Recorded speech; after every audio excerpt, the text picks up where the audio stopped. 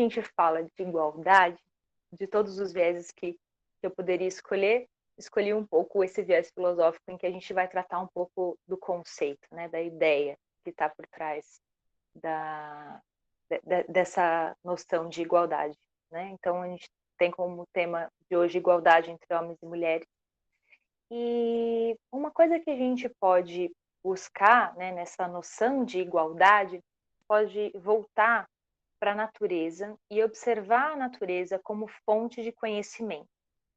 Às vezes o ser humano se esquece um pouco disso, né? E a gente já aprendeu ao longo da nossa história que quando a gente se separa da natureza, as coisas não vão muito bem, né?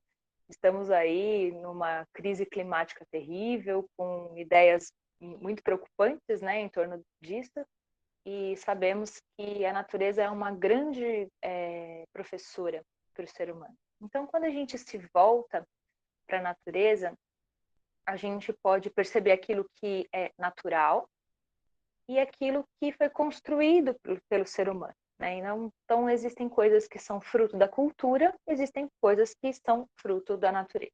Né? Quando a gente pensa, por exemplo, né, num homem e numa mulher, tem coisas ali que são construtos biológicos, naturais, e tem coisas que são construtos sociais, culturais. Né? E a gente às vezes pode confundir um pouco uma coisa com a outra. Mas se a gente olhar para a natureza, a gente vai encontrar ali uma certa diversidade entre o homem e a mulher. A gente vai mais para frente falar um pouquinho da diferença entre falar de diferença e de falar do que é diferente e falar do que é diverso. Né? Então, entre o homem e a mulher, a gente encontra uma certa diversidade biológica, ainda que nós estejamos falando da mesma espécie. E, e aí, quando a gente pensa nessa diversidade, a gente pensa que apesar, né, desses elementos que são diversos, a gente está falando de uma mesma espécie, então existe ali uma certa igualdade. E aí, quando a gente olha para a natureza de uma forma geral, né, e não só para a nossa espécie, quando a gente olha para a natureza de uma forma geral, nós nos perguntamos se existe desigualdade na natureza e se essa desigualdade, de alguma forma, ela é autorizada pela natureza. E quando nós observamos a natureza, o que nós chegamos à conclusão é de que não existe desigualdade, existe uma certa diversidade. E essa diversidade, no ambiente natural, ela é harmônica. Então, você tem ali os ambientes naturais se equilibrando naturalmente da interferência do homem no ambiente, aquele ambiente se equilibra por si, com a sua própria diversidade. E esse que também é um grande problema da gente interagir com esse ambiente de forma desastrosa, porque a gente interfere na biodiversidade e acaba fazendo com que esse ambiente não consiga mais sobreviver por si. Né? E então a natureza, ela é diversidade e ela é também harmonia. Acho que todos nós somos inspirados por isso, né? Quando a gente pensa na natureza, dificilmente a gente pensa no caos, né? Assim, a gente consegue pensar no caos quando a gente pensa na Avenida Goiás agora, às 6 horas da tarde, não é? Mas quando você pensa uma floresta, ela inspira muito mais harmonia do que caos. Né? E, e aí, o que a gente consegue tirar disso, né? As ideias que eu estou trazendo aqui, muito superficialmente, por conta do tempo que a gente tem, infelizmente, não são ideias minhas. Essas ideias estão lá no segundo discurso do Rousseau, que é um discurso que fala sobre se a natureza ela autoriza as desigualdades entre as pessoas, né? E se sim, a gente tem que ter pobres e ricos, fortes e fracos, poderosos e não poderosos. E o que a gente, né, percebe é que na natureza não existe a desigualdade. Existe uma diversidade que se organiza harmonicamente. Então, a gente pode pensar, né, que no desenvolvimento do ser humano, como foi que nós criamos as desigualdades? Porque elas não eram naturais. Nós acabamos construindo essa desigualdade de alguma forma.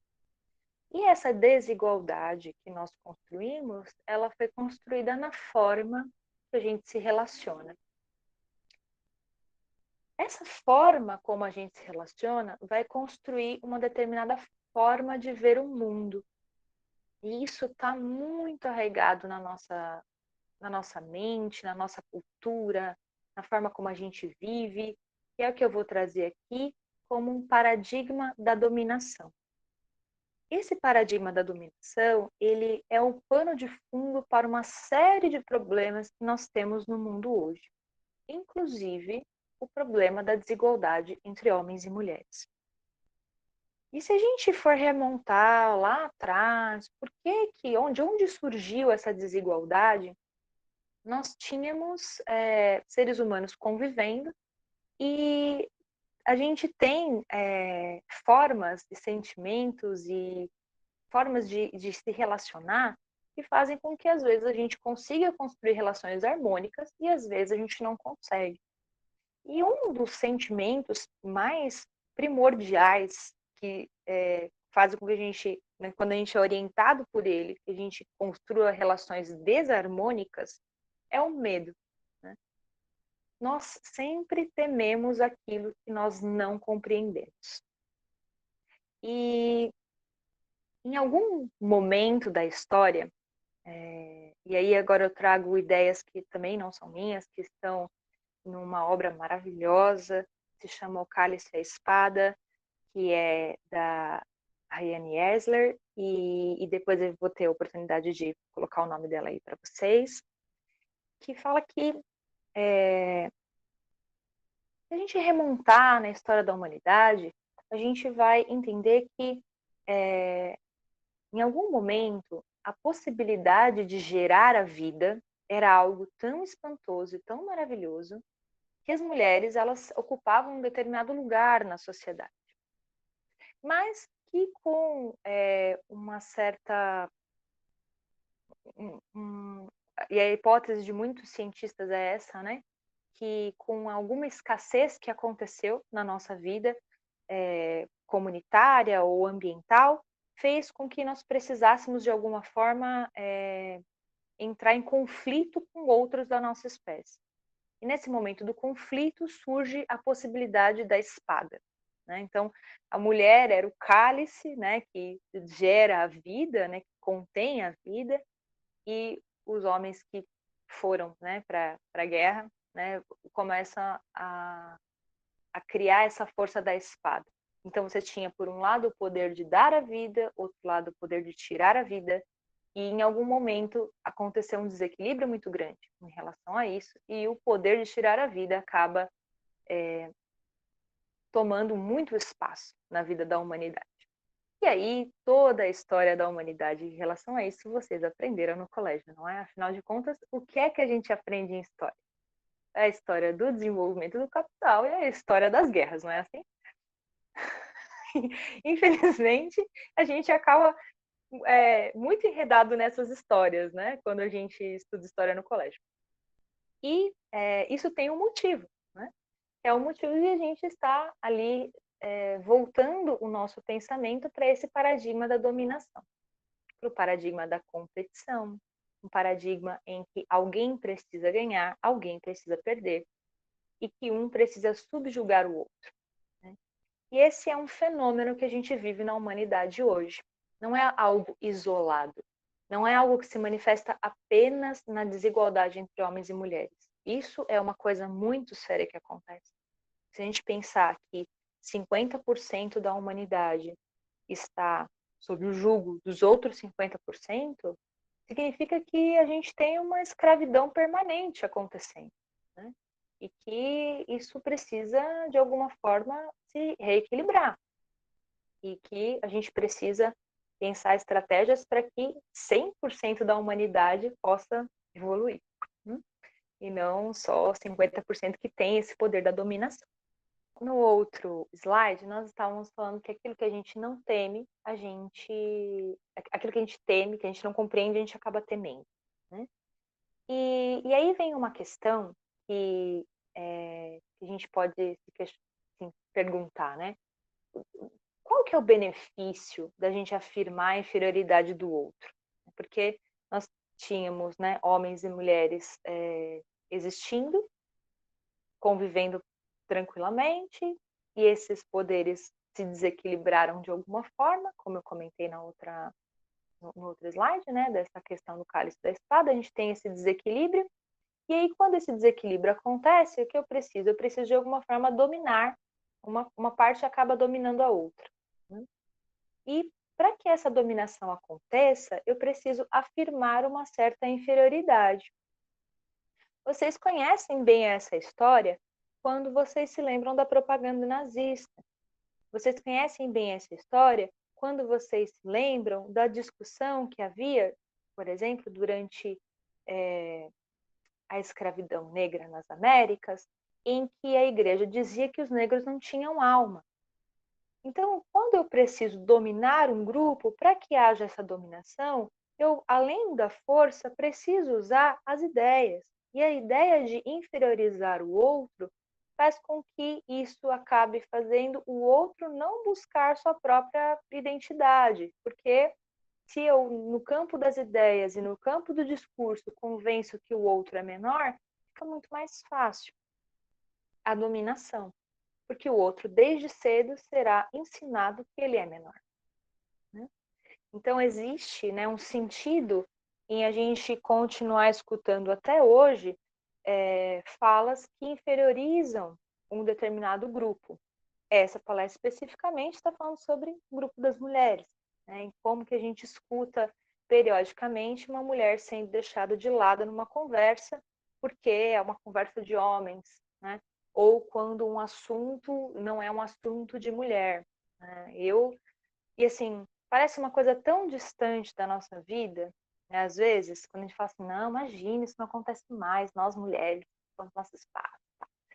Isso às vezes acontece são nas pequenas entrelinhas, né? Ontem mesmo tivemos aqui um problema em casa, precisava chamar um pedreiro, e aí, no meio da conversa, dando o orçamento, o pedreiro parou de falar comigo, virou-se para o meu marido e disse: Você que é o homem da casa? E esse é o tipo de conversa que a gente escuta, né? Assim, eu não vou mais falar com essa que é menor, né? Com que eu tratei até agora, mas com você que é o homem da casa. Enfim, são coisas que a gente passa, não é? Mas que tem um certo sentido, né? Quando a gente afirma a inferioridade, é mais fácil de dominar, né? Aquilo que precisa ser controlado não traz mais medo, não é mais uma ameaça. Então, essa necessidade de controle acaba também fazendo com que a gente construa determinados tipos de relação, né? E aí, além, né, dessa inferiorização, né, como que isso se dá no campo das ideias? Na valorização ou desvalorização de capacidades e características, né? E aí, se a gente pensar um pouco na nossa vida hoje, se a gente pensar um pouco sobre como a gente aprende o que é o ser humano, isso é muito claro, muito, muito claro, né? Então, nós entendemos, né, que existe uma ideia de que as mulheres são mais afetuosas, que as mulheres são mais sentimentais, que as mulheres são mais coração e que os homens são mais razão, os homens são mais racionais, os homens são mais inteligentes, até esse tipo de afirmação a gente vai encontrar. Isso parece coisa do passado, mas assim, se você entrar hoje eu fiz filosofia, no curso de filosofia, de 60 pessoas, 4 eram mulheres. Uma se formou. Então, assim, não é algo que tem essa coisa de existem cursos de homens, cursos de mulheres, né? No curso de pedagogia de vocês, né? Que tem uma turma de pedagogia aqui me ouvindo. Qual é a porcentagem de homens que tem, né? Assim, ou um curso de engenharia, né? Qual é a porcentagem de mulheres? A gente ainda tem essa ideia, né? De que mulheres estão mais voltadas para o cuidado, os homens estão mais voltados para a racionalidade.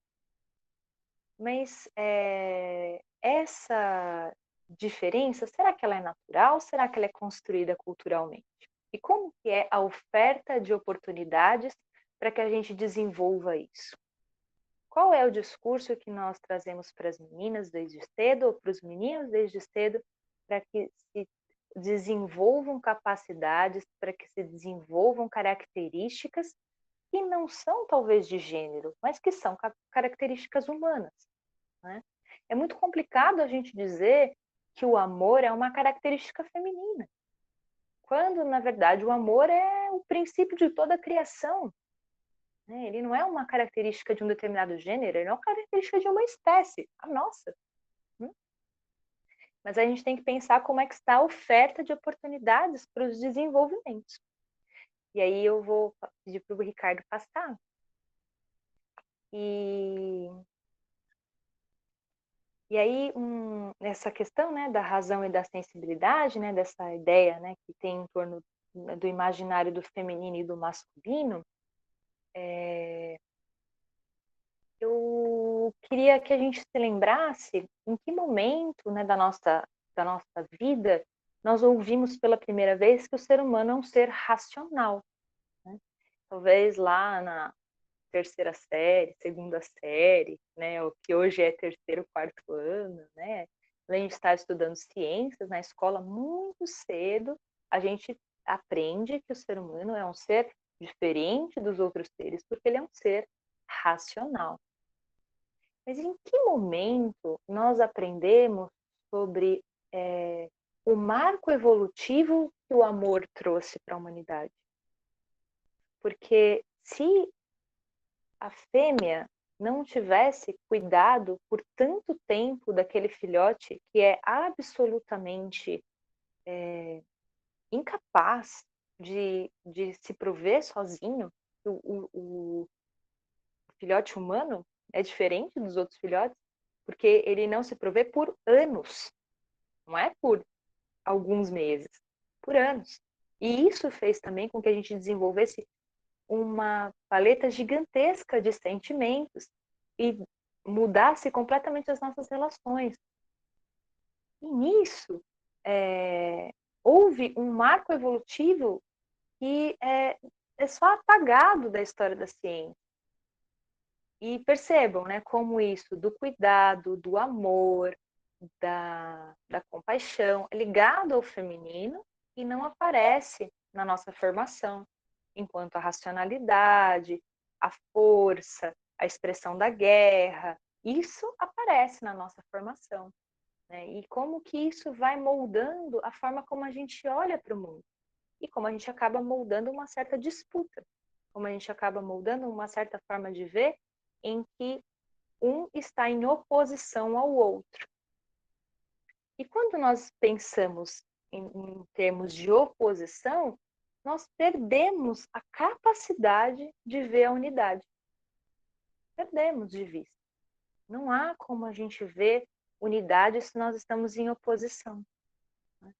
E quando a gente fala de direitos, de igualdade de direitos entre homens e mulheres, muitas vezes o discurso que se constrói ao redor disso é um discurso de oposição. E isso pode atrapalhar muito o desenvolvimento desse discurso, porque a gente vai continuar usando sempre a lógica da dominação. E como é que a gente vai transformar isso, não é? Como é que a gente pode fazer o turning point da nossa espécie agora, se a gente já percebeu que o paradigma da dominação é destrutivo? É destrutivo em todos os níveis, pessoal. Ele é destrutivo para o planeta, ele é destrutivo para os países, ele é destrutivo para as nossas relações pessoais, ele é destrutivo nas nossas relações de trabalho, ele é destrutivo na nossa relação amorosa, com os nossos parceiros, parceiras, e ele é altamente destrutivo na nossa relação conosco. Eu não consigo ver vocês, mas se eu pedisse para vocês levantar a mão, certamente vocês levantariam se eu perguntasse assim: de vez em quando você tem um tirano bem bravo dentro de você, uma tirana bem brava, quando você é menos do que perfeito? E isso tá aí dentro de você? O pessoal levantar, que tem uma mãozinha eletrônica, né? Isso tá dentro de você porque você foi educado dentro desse paradigma da dominação. E até conosco mesmo, nós não conseguimos mais ser empáticos. nós não conseguimos mais ser amorosos. E aí, assim, a gente tem às vezes o erro de achar que o patriarcado ele é um, ele é o paradigma que constrói isso, mas é o contrário, é o paradigma da dominação do qual o patriarcado ele é uma parte, ele é uma das partes, né? E ele é perpetuado pelo patriarcado, né? Mas a gente precisa então pensar uma nova forma de se relacionar, uma nova forma de ver as relações entre homens e mulheres. E essa nova forma vai fazer com que a gente sinta, pense e haja diferente. Nessa ordem, sinta primeiro. Porque se a gente pensar, né, no nosso desenvolvimento, primeiro sentimos, depois pensamos, depois agimos. Por mais que o paradigma da dominação diga que primeiro deve vir o pensamento. Não, pensa antes de agir. Não, antes de agir eu sinto. E aí eu penso, e aí eu ajo. Né? E quando eu mudo isso, eu me percebo. O que estou sentindo?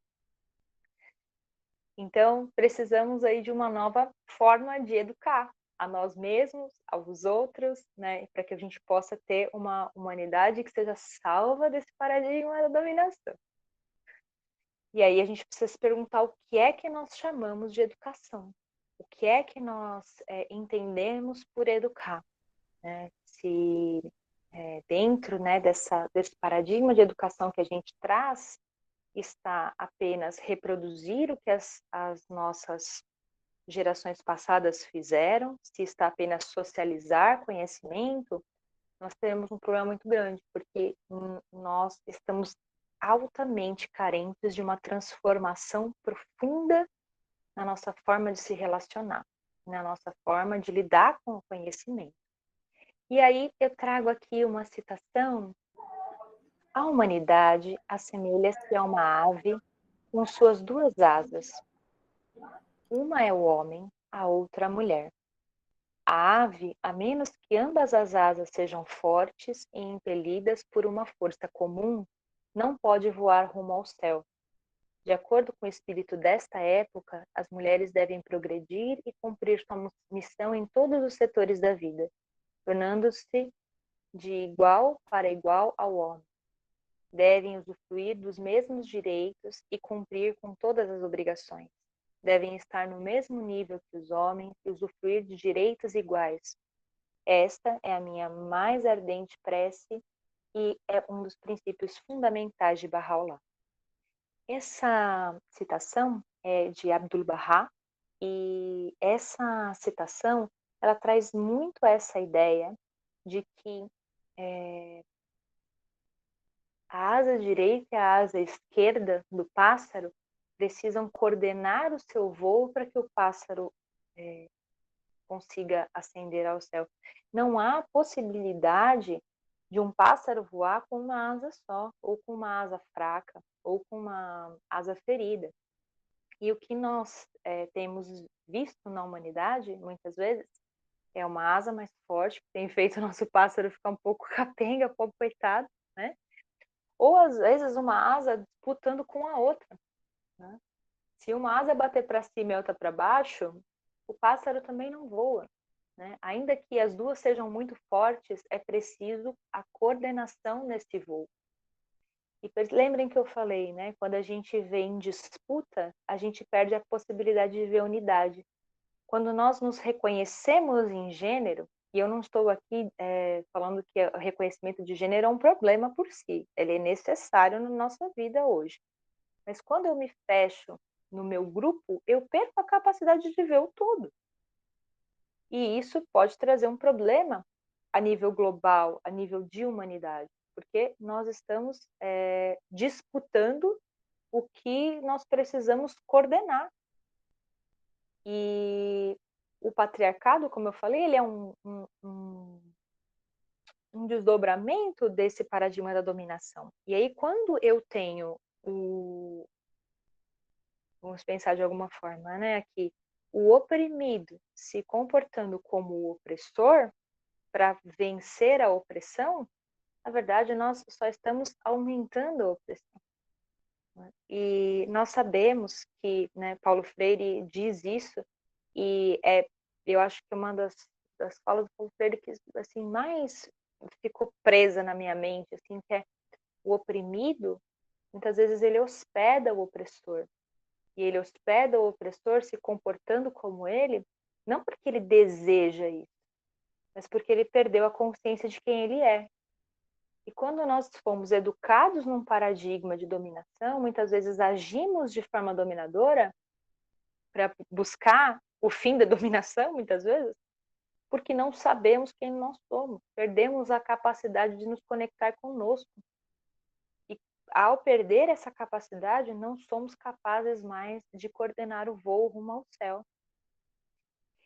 E é claro, né, esse texto é de 1916 ou de 1913, agora me confundi. Mas vejam como é atual, vejam como essa é uma ideia para o novo tempo. E nós estamos nesse novo tempo. É um tempo em que nós precisamos tratar igualdade não como uma lista de princípios ou algo que está apenas, vamos pensar assim, né, nos nossos valores que nós dizemos ter para nos identificar. A igualdade é uma questão de sobrevivência para nós agora, porque ela é o que permite que a gente perceba a unidade. Perceber a unidade agora é questão de sobrevivência, não só para o gênero feminino, não só para uma determinada parte da humanidade, mas para todas as gerações futuras. Se a gente perder a capacidade de observar a unidade agora, nós vamos destruir o planeta. E o que nós temos visto constantemente são disputas, né? De um que vê o outro como diferente. Então, a gente precisa, nesse momento, construir um novo paradigma, né? Que é o que a Riane Eisler traz no texto dela como um paradigma da parceria. E como é importante a gente nominar isso. Porque quando a gente não dá um nome para esse paradigma, fica tudo muito difuso. A gente sabe que a gente quer uma coisa diferente, mas a gente não sabe muito bem o que é. Né? Então, quando ela fala desse paradigma da parceria, ela fala sobre a capacidade da gente perceber a unidade, e a percepção da unidade da humanidade é um dos principais pilares da fé Bahá'í. E quando a gente se percebe como diverso, mas não como diferente, nós podemos construir algo junto. Porque quando eu vejo o outro como diferente, é porque eu tomei um modelo. Então eu digo, ele é diferente de mim, mas é porque eu estou dizendo que eu sou o modelo e aquele é diferente deste modelo. Então eu tenho um ser e um ente, um que não é ser, né? E que se coloca de alguma forma em oposição à minha realidade. E quando nós temos essa diferença, o nosso tribalismo lá no fundo ele fala alto, né? E a gente acaba se afastando, temendo e dominando e voltando para o paradigma da dominação. Mas como eu vejo o outro como um diverso, eu não vou olhar com medo, eu vou olhar com curiosidade. Nossa, você pensa assim? Por que que você pensa dessa forma? Nossa, você age assim? Por que que você age assim? O diverso, a diversidade nos desperta curiosidade, não nos desperta medo. E na curiosidade, no ouvir, no encontrar espaços juntos, a gente consegue construir unidade. Né? Nós crescemos na diversidade, mas nas diferenças só há disputa. Essa ideia é muito forte, né, na fé Bahá'í também, que nós não devemos olhar para as diferenças, devemos olhar para as semelhanças, né? E aqui todos nós temos alguma semelhança, né? Todos nós aqui participamos de algo que nos une. A princípio, a nossa espécie, mas se a gente conversar e se a gente tiver ouvidos e olhos e coração curioso para o outro, nós vamos encontrar muito mais semelhanças do que diferenças. E aí sim a gente pode crescer nessa diversidade. E, por fim, né, o que, né, eu gostaria de marcar aqui muito forte da minha fala, né, para a gente também ter um tempinho para conversar, é que esse fenômeno da separação do diferente, né, ele é um fenômeno que pode ser superado. Essa separação do ser humano do outro e até dele mesmo, ele pode ser superado por uma visão de unidade. E a violência que essa separação, que esse paradigma da dominação traz, ela pode ser superada por empatia e parceria. Isso é possível. A chave para isso, lá no comecinho eu tinha dito que a semente do mal é como nós construímos as relações. Nos relacionamos de forma distorcida, construímos instituições, construímos relações, construímos pessoas distorcidas. Agora, se nós encontramos uma forma de nos relacionar bem, nós conseguimos evoluir. Não só as mulheres, toda a humanidade. Nós precisamos encontrar essas formas de se relacionar diferente. E para isso precisamos fazer diferente, precisamos questionar nossas próprias ideias, questionar nossos próprios comportamentos. Isso pode ser um pouco difícil, mas é o que pode transformar o mundo. Né? E isso é educação. Né? Em algum slide tinha, né, o que chamamos de educação. Educação é a nossa capacidade de se manter curioso ao longo da vida e de fazer diferente, para que a gente possa construir algo diferente. E aí, né, eu deixo vocês com essa questão. Né? Qual é o mundo que você deseja viver? É um mundo em que existe parceria entre homens e mulheres, e que se constrói e a humanidade prospera? Ou é um mundo em que homens e mulheres disputam, se dominam, se destroem?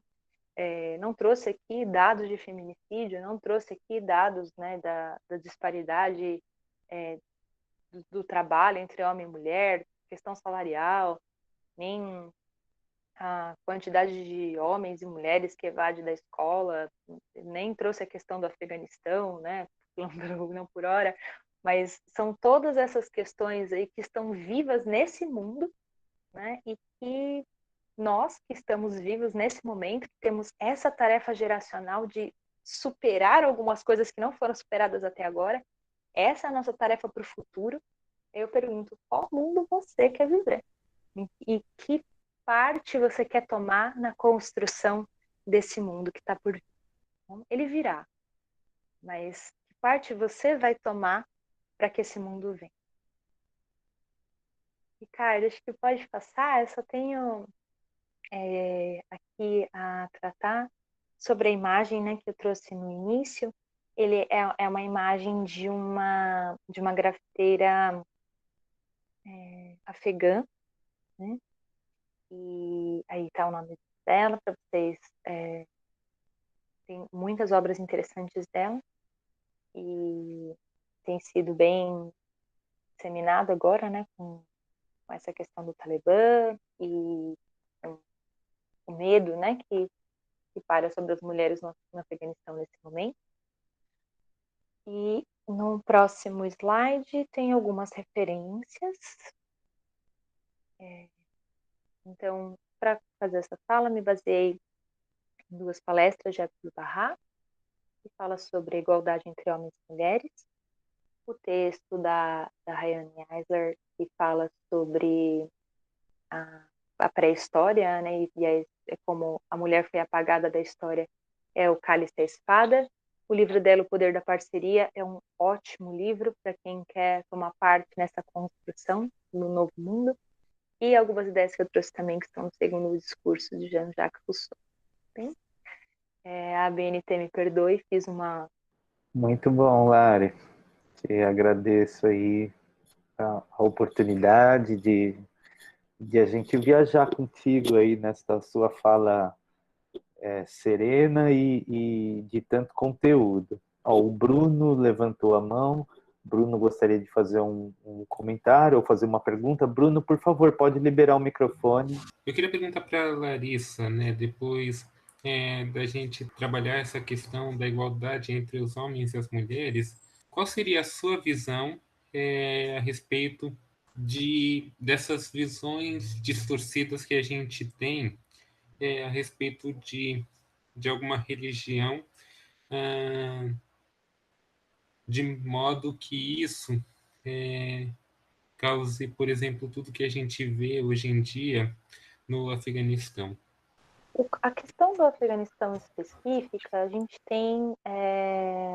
Eu não vou entrar aqui em muitos detalhes políticos, mas nós sabemos que existia um grupo que tomou o poder e que nos últimos 20 anos esse grupo não estava no poder, e aí houve um certo avanço para as mulheres, e agora existe uma grande preocupação de que esse avanço retrocedesse, não por conta da religião em si, mas por conta da interpretação que esse grupo específico faz do Islã. Tanto que se você vê as mulheres afegãs, elas reclamando pelos seus direitos, elas não estão contra o Islã. Elas não querem deixar de ser muçulmanas. Elas estão muito firmes na sua fé, lutando pelos seus direitos e que são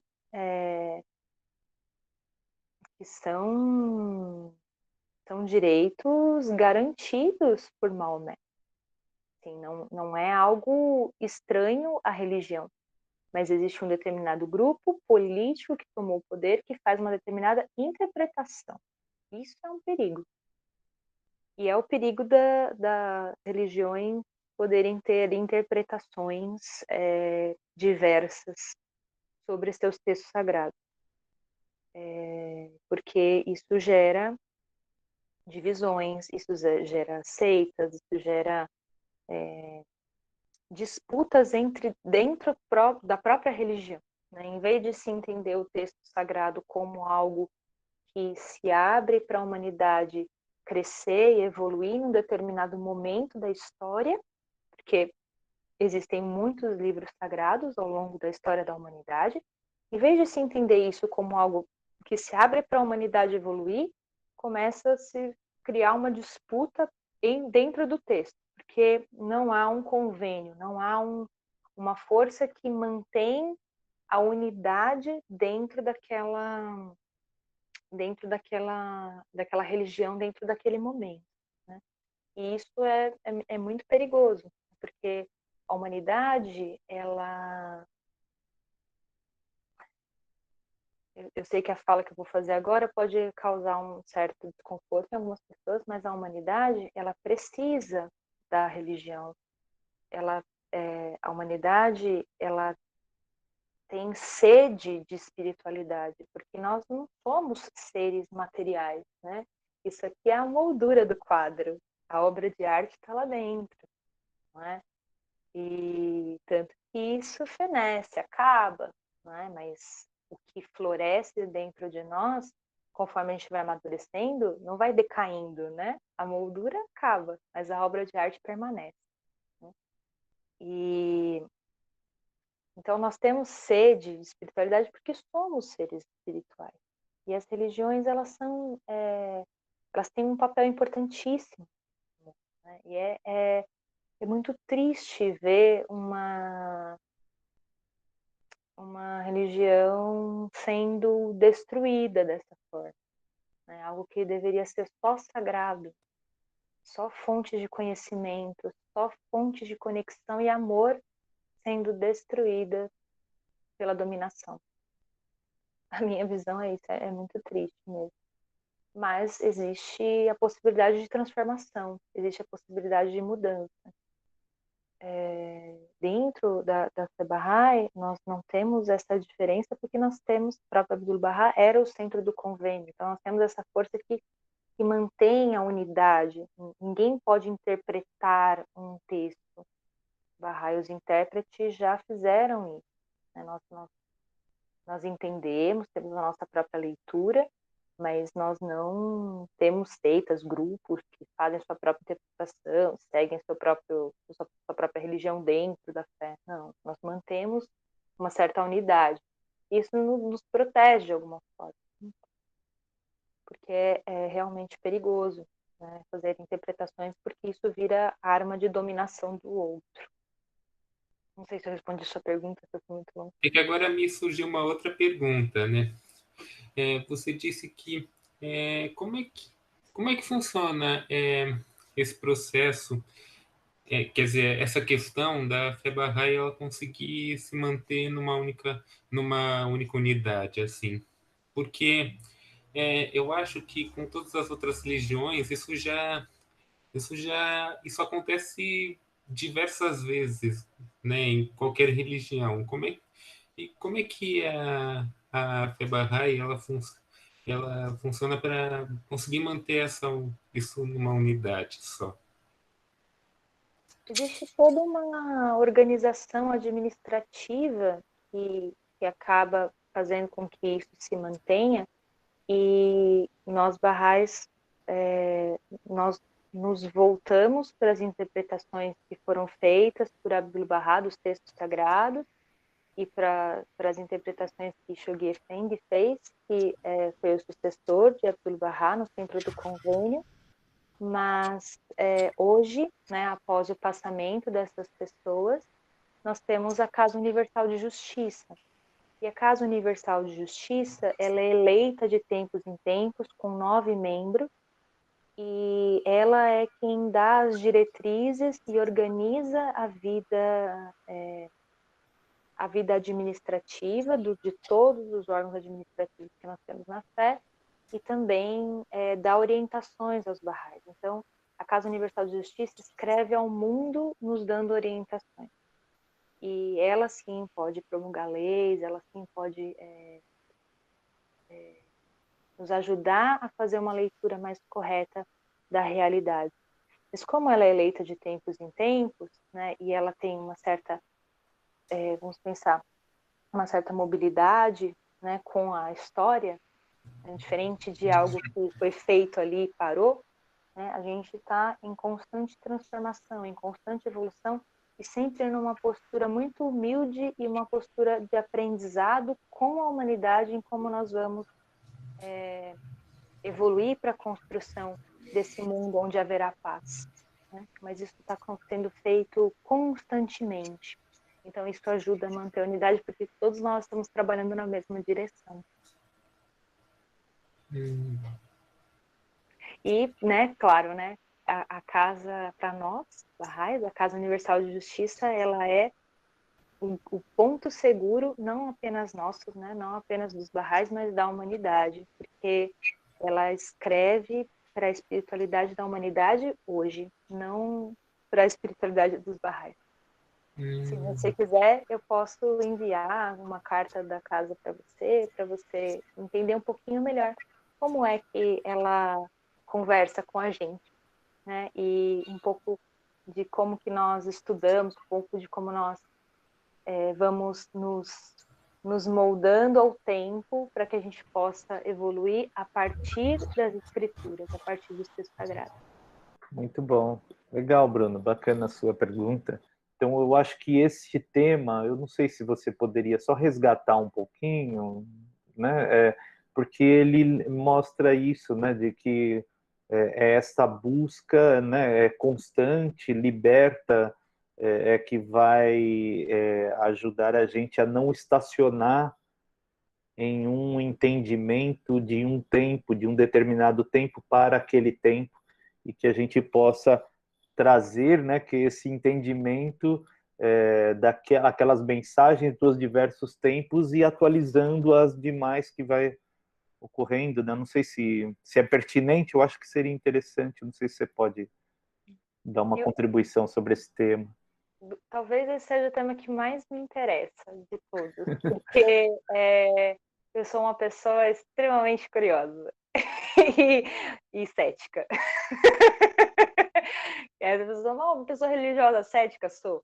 E isso para mim é muito apaixonante, assim, né, de que a espiritualidade seja fonte de conhecimento, que nós nunca deixemos de procurar a verdade. Então, acho que tem uma ideia nos escritos Baha'is que diz que Deus colocou um atributo divino em cada uma das coisas, mas no ser humano ele colocou todos os atributos divinos. E que nós precisamos desenvolver esses atributos, né? Mas como vamos desenvolver esses atributos se não formos capazes de buscar a verdade?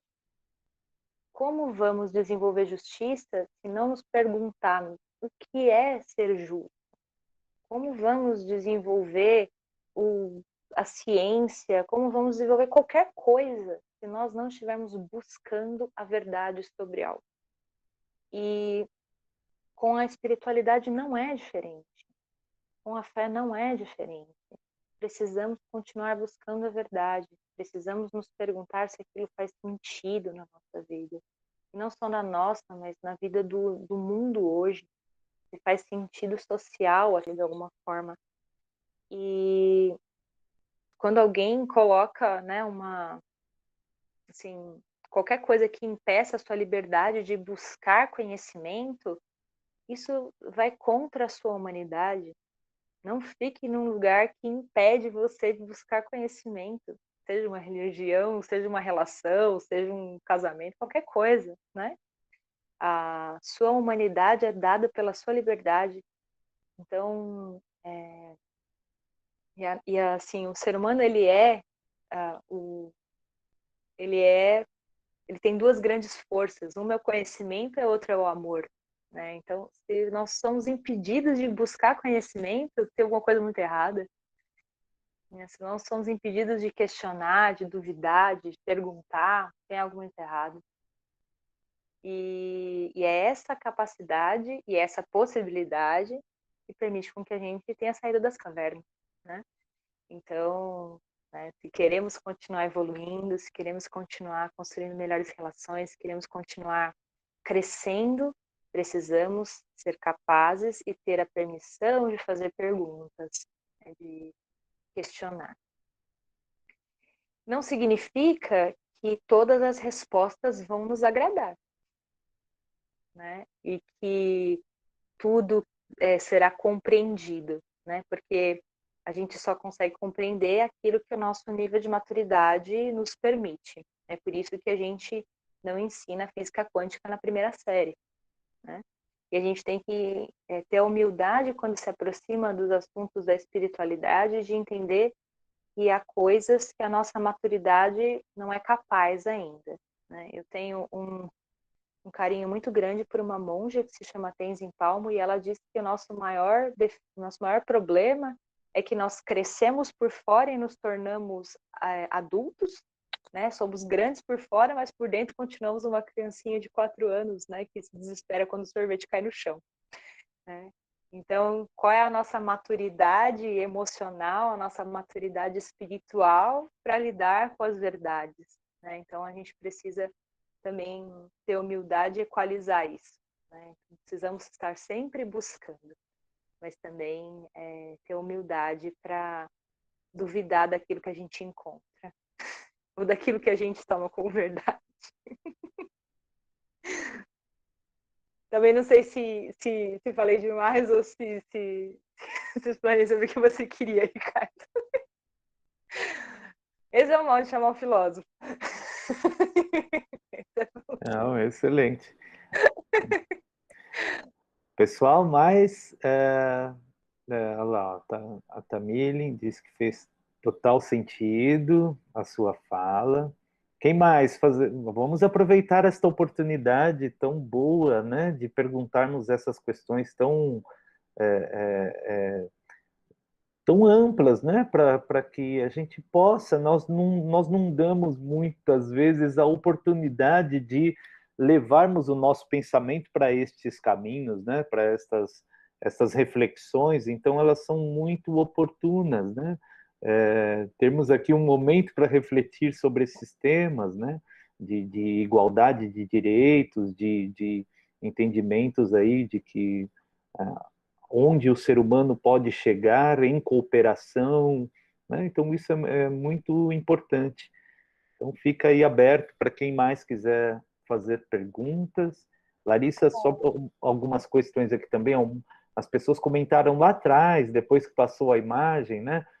Então nós temos aqui aquela imagem que eu vou Coloquei de novo, colocar Ricardo. aqui de novo, porque eu acho que ela Eu Ela vou é muito comentar, né? A boa. Camille Tem devolveu a aqui, ó, pergunta para mim, leveza, né? liberdade, inspira a lutar mesmo diante de ameaça, paz em meio à guerra, que a guerra não tem rosto de mulher. Ao mesmo tempo que a mulher se mostra preparada, vejo que ela está enfrentando um ambiente conflitante, serenidade, né? Então foram várias falas, ó, a imagem pode representar força em meio ao caos. Então várias falas bacanas aí que a gente pode resgatar um pouquinho. Essa imagem, para mim, ela me tocou muito, porque eu tenho me dedicado bastante a estudar a comunicação não violenta e essa ideia do paradigma da parceria e o paradigma da dominação. E para mim essa imagem é o encontro desses dois paradigmas, né? E assim, quando eu olho para essa moça que está trazendo esse dente de leão escondido, né? Tá nas costas dela, né? Ela tem uma arma secreta que ela não está mostrando, né? E essa arma secreta são esses dentes de leão que são como sementes que se espalham no vento, né? Ela pode até ser morta, né? Aí, mas não vão impedir que o dente de leão se espalhe, né? A gente teve uma mulher muito importante na fé, que foi a Tahirê, e foi uma mulher que antes as babis, né, que são as mulheres que vieram antes, vamos pensar, né, das mulheres barrais, usavam véu, porque a fé Bahá'í nasceu no Irã e, né, isso é faz parte da cultura. E foi ela a primeira que tirou o véu e as mulheres barrais não usam um véu na cabeça. E aí me lembra muito essa imagem de Tahirê, porque quando Tahirê ela foi martirizada, ela foi morta. Então ela é uma heroína da fé para nós mesmo. Quando ela foi martirizada, ela disse, né? Vocês podem me matar, mas vocês não vão poder impedir o avanço das mulheres. Não vão poder impedir que as mulheres tomem o lugar delas. E para mim essa imagem quer dizer muito isso, né? E que nós temos uma arma secreta que é a nossa delicadeza. Essa arma secreta não é das mulheres. Essa arma secreta é da humanidade. É na delicadeza que nós podemos desfazer os grandes nós. É na delicadeza que nós podemos construir outras relações. Existe uma força na delicadeza.